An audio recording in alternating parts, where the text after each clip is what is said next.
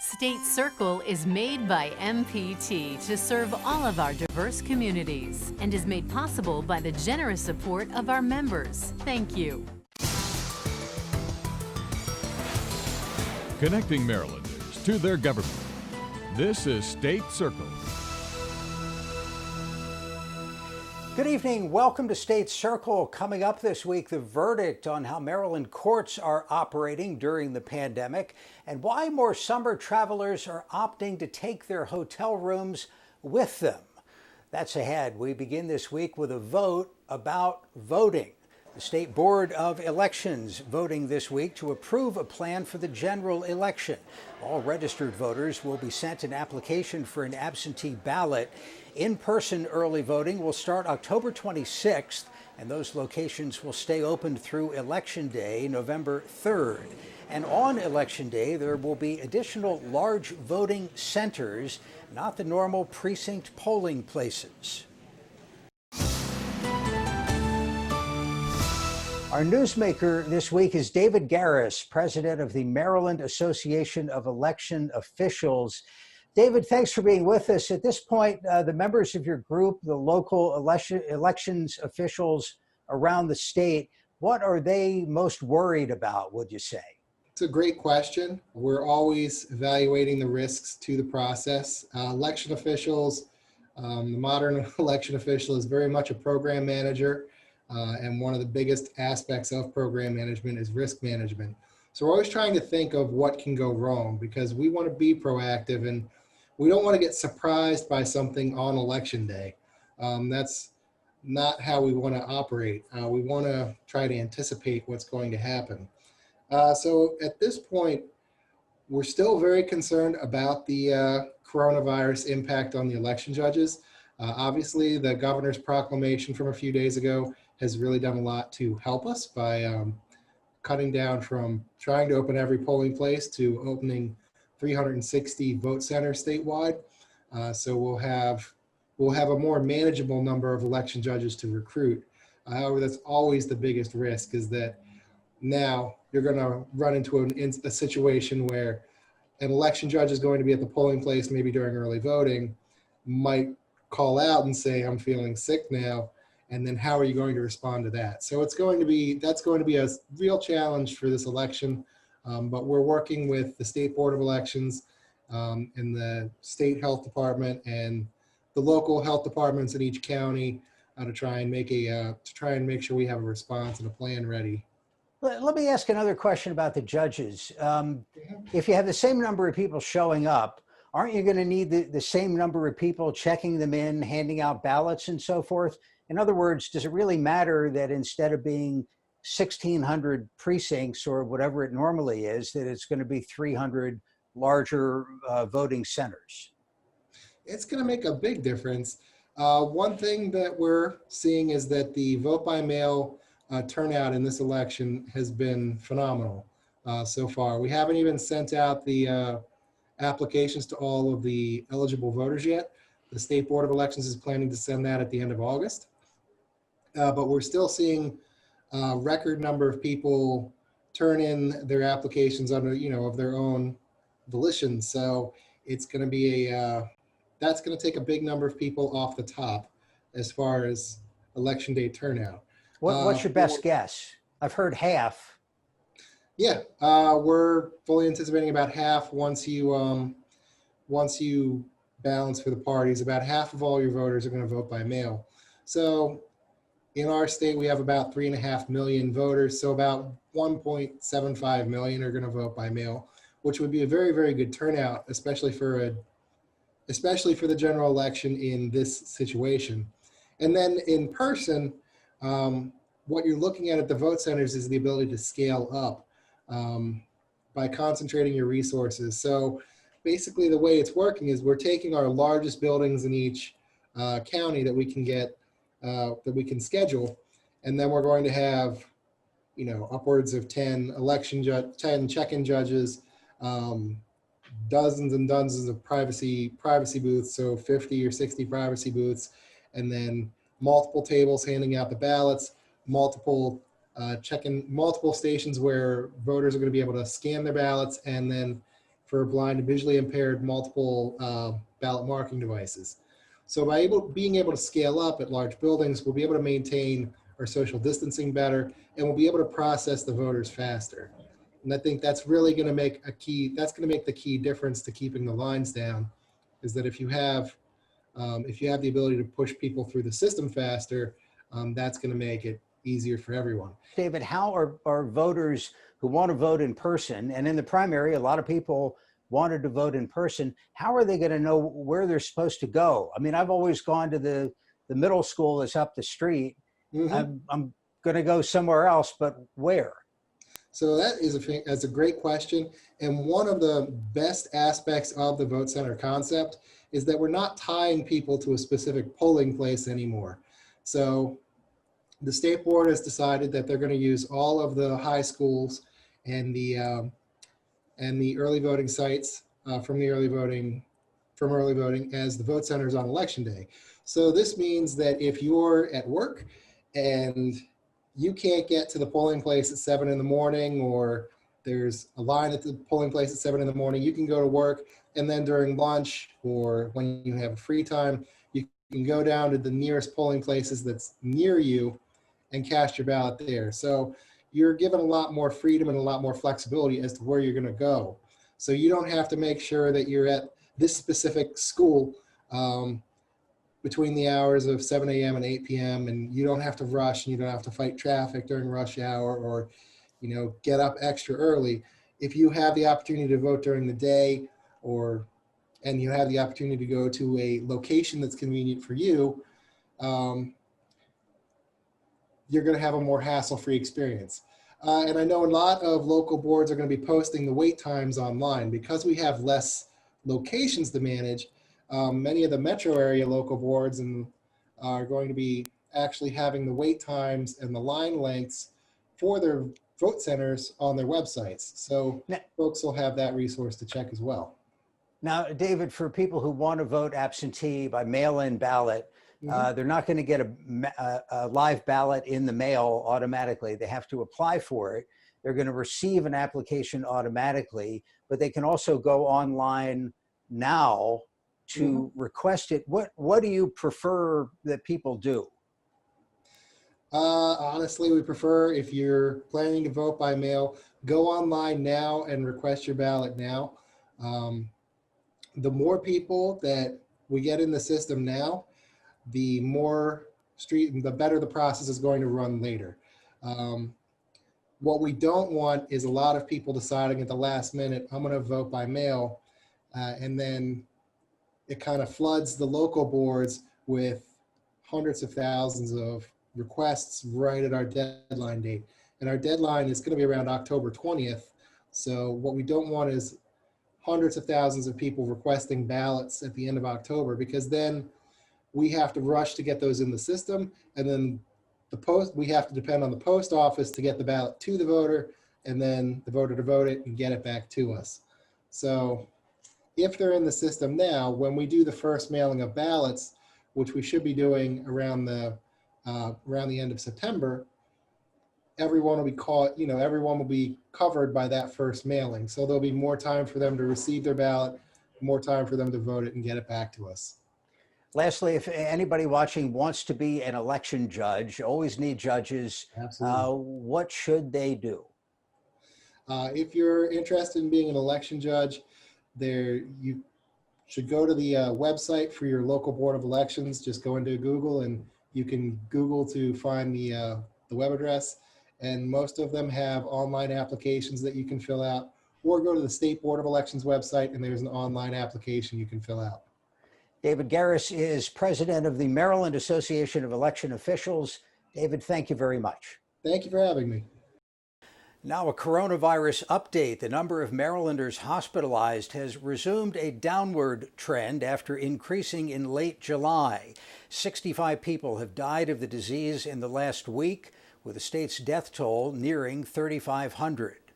With most public schools planning to stay with distance learning, some are questioning how the buildings can be used for childcare, as Nancy Yamato reports.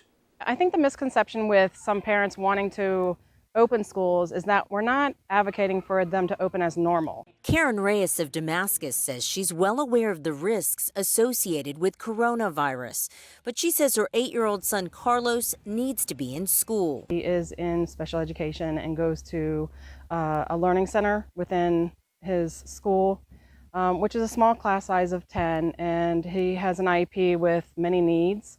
A lot of them cannot be done virtually. Just when she was resigned to beginning the school year at home, she learned that Barty, a company that provides year-round before and after school care and runs summer camps, has been given the green light to rent out classrooms in Montgomery County schools and provide all-day childcare. My heart sank because I felt, it's really letting down the students if they're allowing schools to open for daycare but not for students to go in to learn. I feel it's not about safety anymore. The CEO of Barty says they're still in negotiations with the county to figure out how many schools they'll be utilizing. But he says keep in mind they'll only be caring for a small fraction of the student body. We don't have to deal with transportation. We don't have to deal with meal preparation. So because our operation is so much smaller, we're able to do it in ways that, fit within the CDC guidelines and what MSDE is asking for. Joe Richardson, the CEO of Barty, says students will be grouped in what they call distance learning hubs in groups of 13 with 2 staff people. The cost is $1,275 a month. We're going to help children complete their distance learning assignments, making sure they're connected, making sure they're paying attention, that all their homework is done. And we're also going to give kids the social and emotional, lessons they would normally get from interacting with their peers, although on a much smaller basis. He says working parents can rest assured the pods will never mix and siblings will be placed together. The stronger we keep the cohort, the less crossover that we have, the safer the environment is going to be. Carlos's mom doesn't disagree, but she points out his learning center has always been a class of 10. So if Barty can open with a class of 13 and 2 teachers, then the special education should be able to open with a class of 10 and a teacher and 2 paraeducators. She says she's considered pulling her child out of public school and sending him to private school, but it's just not affordable, being that a special needs private school is $50,000 or more. I'm Nancy Yamada for State Circle. Nancy, thank you. And State Circle continues right after this. Drop your phone and just be in the moment. You guys ready? It's a thrill to see images of a new world for the first time. Now I want to look back and say, I learned something. That is where transformation happens. I see people cry on this show, and I'm like, what y'all doing, man? Out of the water came this giant thing. That's incredible. I feel it in my bones. It's so totally amazing.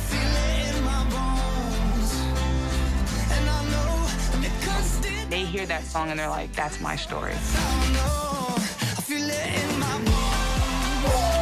have chills. All of the joys, all of the sorrows. This is where it comes from. The rest is history.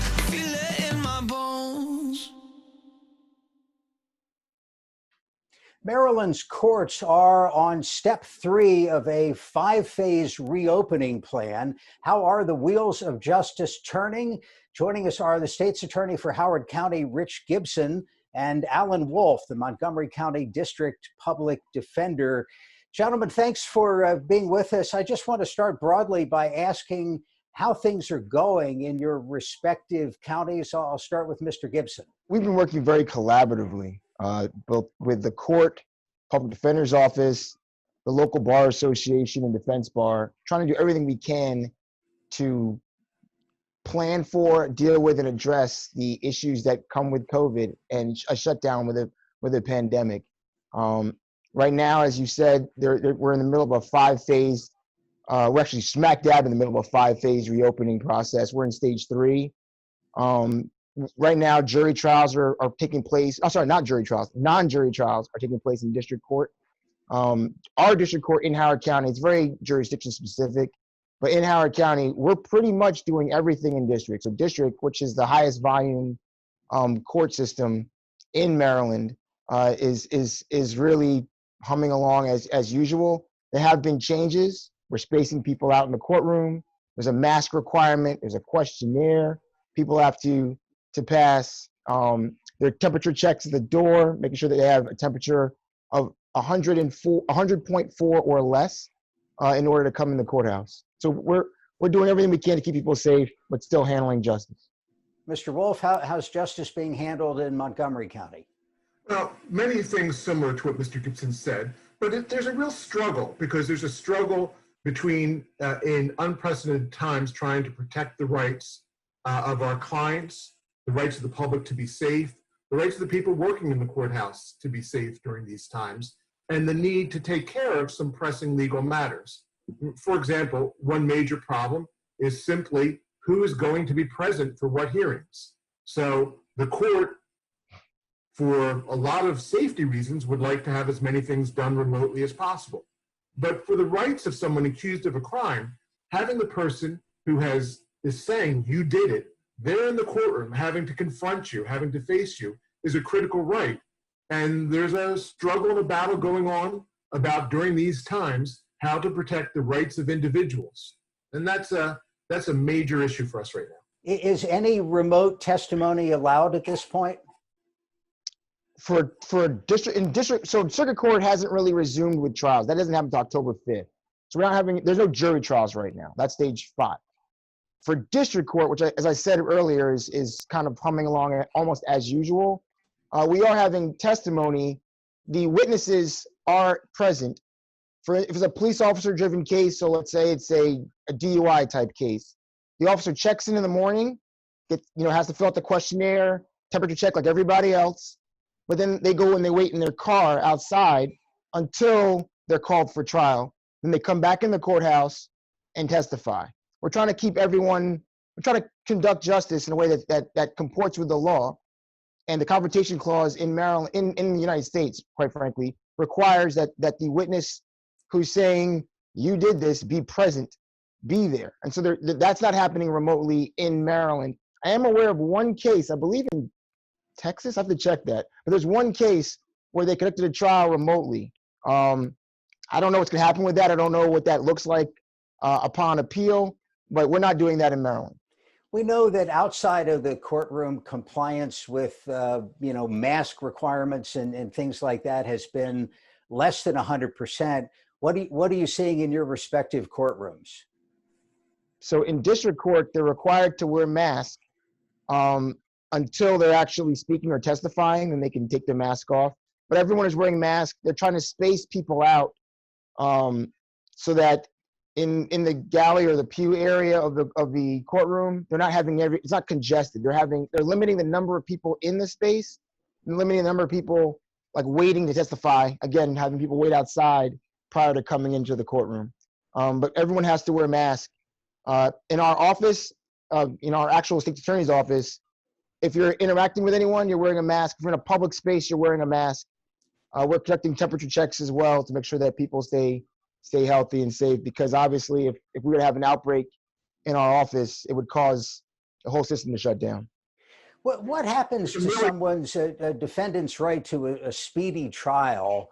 I don't know how long jury trials have been suspended. I imagine it's been 4 or 5 months or so. Has that come into play in any cases that you've seen? Well, let's talk about a couple different areas of rights, the speedy trial and some of the things that you just, Mr. Gibson just replied to. So in the speedy trial, in terms of the state speedy trial law, Chief Judge Barbera has suspended it because of the inability to conduct trials. In terms of the constitutional speedy trial law, that hasn't yet, as far as I'm aware, been actually litigated in any case.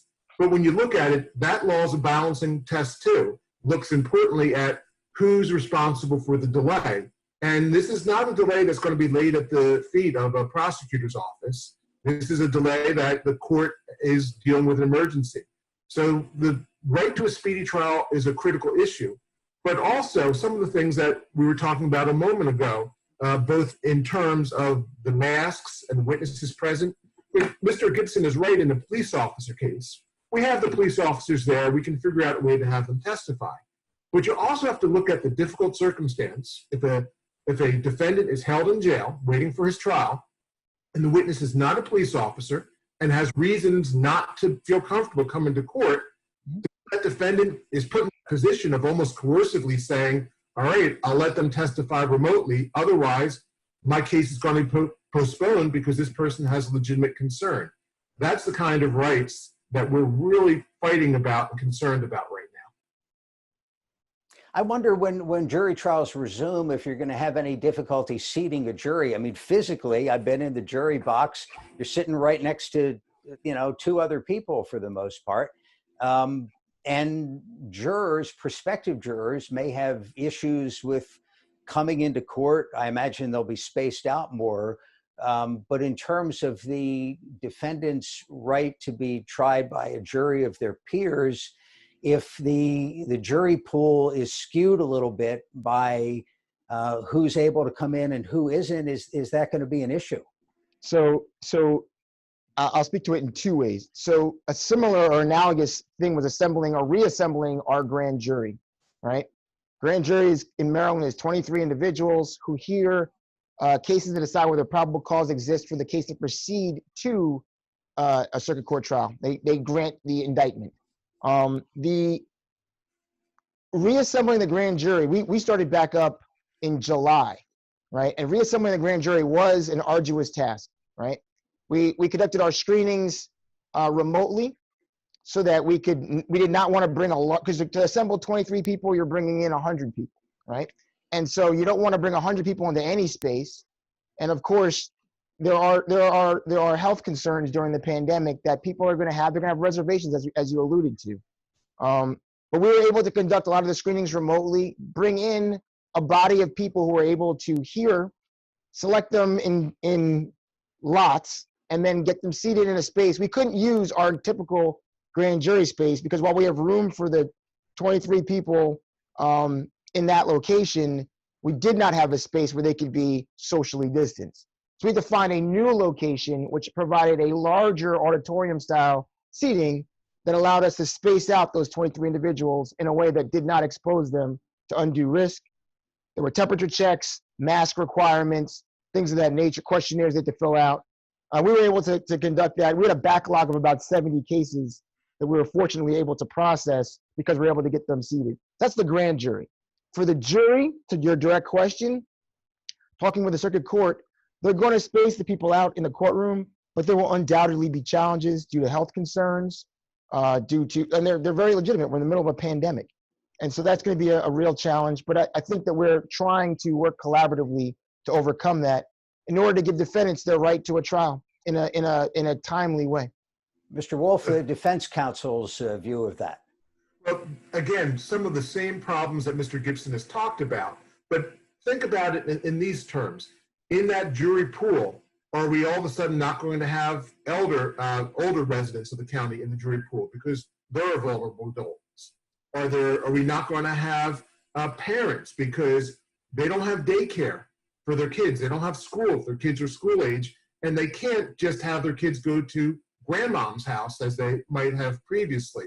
So are we going to really have a problem putting together a fair cross-section of the community if large swaths of our general community have legitimate concerns and reasons that they can't serve on juries? So that gets balanced then against, as we look at it, the need to have someone's case resolved, whether they're in jail or whether the fact that they have a pending charge keeps them from getting a job or affects their housing, or they're on even if they're released from jail, they're on pretrial release conditions that put a great deal of restriction on them.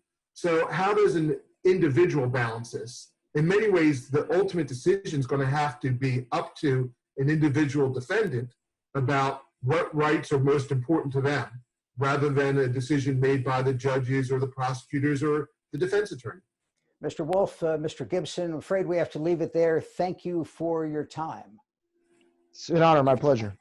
And now MPT's Charles Robinson reports on the summer of the RV. A lot of vacations have been canceled, and a lot of people don't want to travel to hotels if they can, so they want to take the family in an RV where they're in their own space and can go anywhere they want. Lauren Davis's assessment is evident at the KOA campgrounds in Millersville.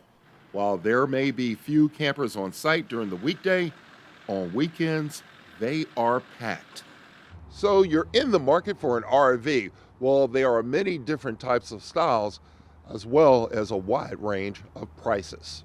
Gone are the days when the family would pack everything into a VW bus and trek across the country.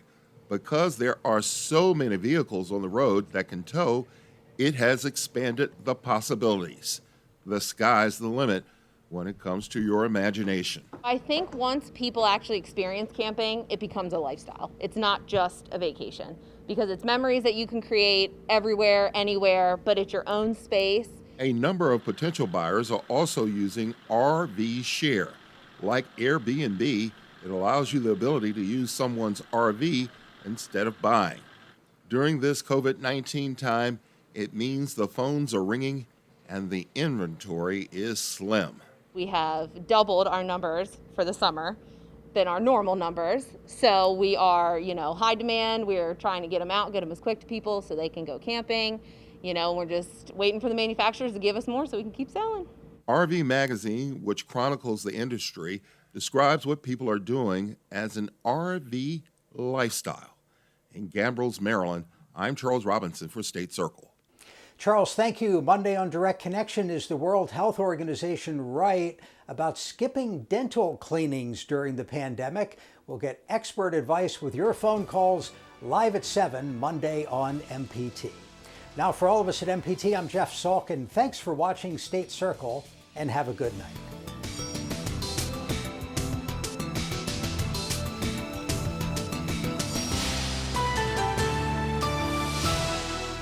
This program was made by MPT to serve all of our diverse communities. Programs on MPT are made possible by our members and the following. Maryland Humanities welcomes Lindsay Baker as its new executive director. I believe in the power of the humanities to help us make sense of our changing world. I am thrilled to begin to explore new ways to engage you in our impactful work.